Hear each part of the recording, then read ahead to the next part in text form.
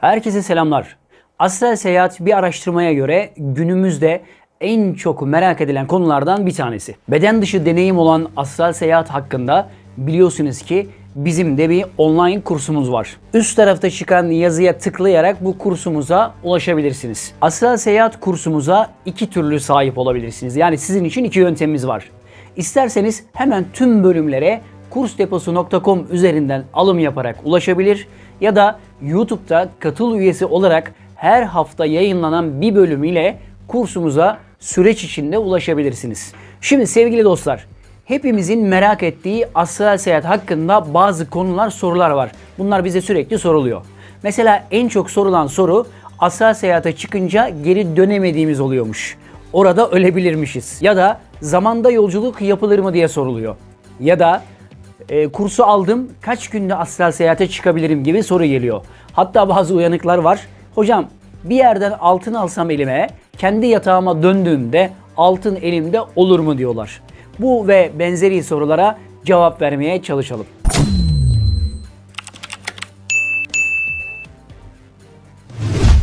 Birincisi astral seyahatte ölüm meselesi. Nereden çıktı, kim nereden uydurdu bilmiyorum. Ama sırf astral seyahate çıktı diye kimse ölmez. Ölüm haktır. Eğer ecel size vaki olduysa, yani son nefesinizi verecekseniz, siz astral seyahatteyken ruhunuzu teslim etmezsiniz. Bakın dikkat edin sözüme, ruhunuz astral boyuttayken can veremezsiniz.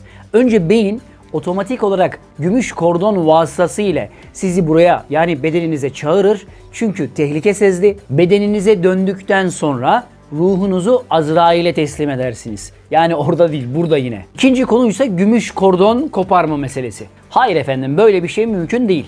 Gümüş kordon dediğimiz, yani göbeğimizden ruhumuza bağlı olan manevi enerjetik bir bağdır. Ve asla kopması gibi bir şey söz konusu olamaz.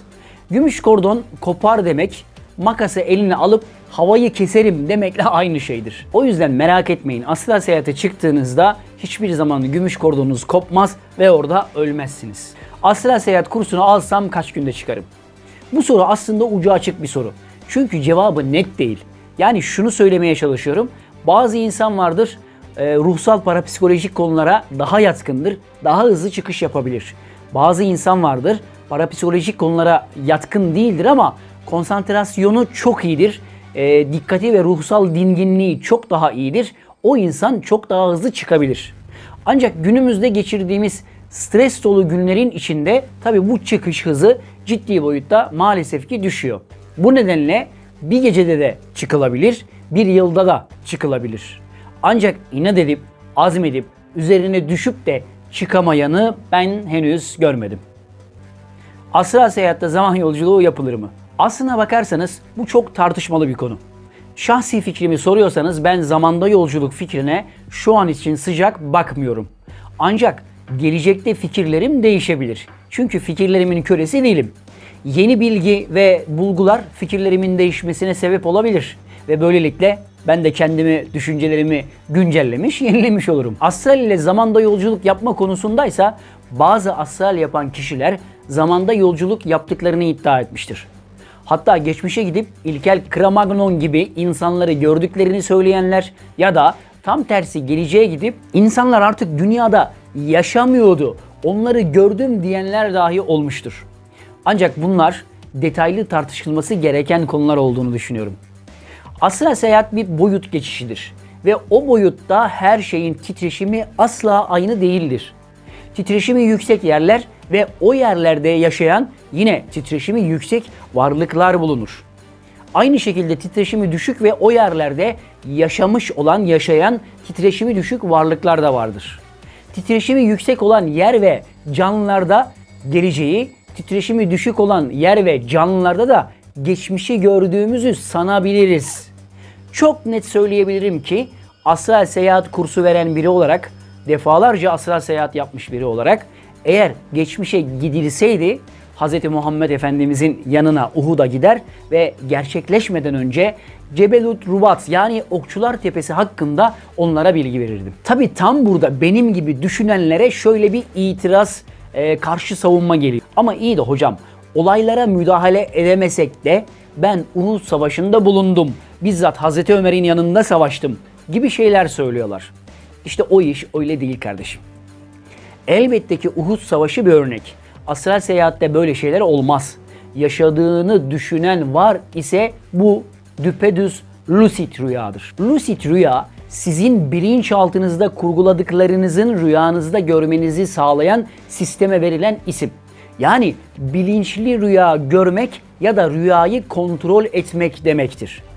Son olarak şunu söylemek istiyorum. Astral seyahat bir ruhsal deneyimdir. Bazı art niyetli kişiler dalga geçer gibi ukala bir tavırla ne işimize yarayacak ki bu falan gibi alaycı sorular soruyorlar. Sizin ruhsal titreşiminiz zaten bu iş için uygun değil. Sevgili kardeşim, astral seyahatin hiçbir aşaması senin işine yaramaz. Diğer dostlara ise tavsiyem, günlük hayatlarımız özellikle büyük şehirlerdeysek çok zor geçiyor biliyorum.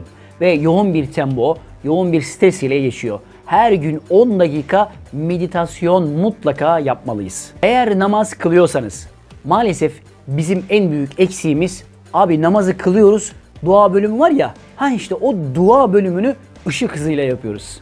Ama en önemli yer orası. Allah ile baş başa kaldığımız yer orası. Bu belki de meditasyonların içinde en güzel olanı. Muhakkak duayı uzun tutun ve deneyin. Tabi mümkün olduğunca stresten uzak durun. Muhakkak bilincinizi rahatlatacak frekansta olan dinletilerle kendinizi motive edin. Ve en önemlisi, bunu sadece astral seyahat için söylemiyorum.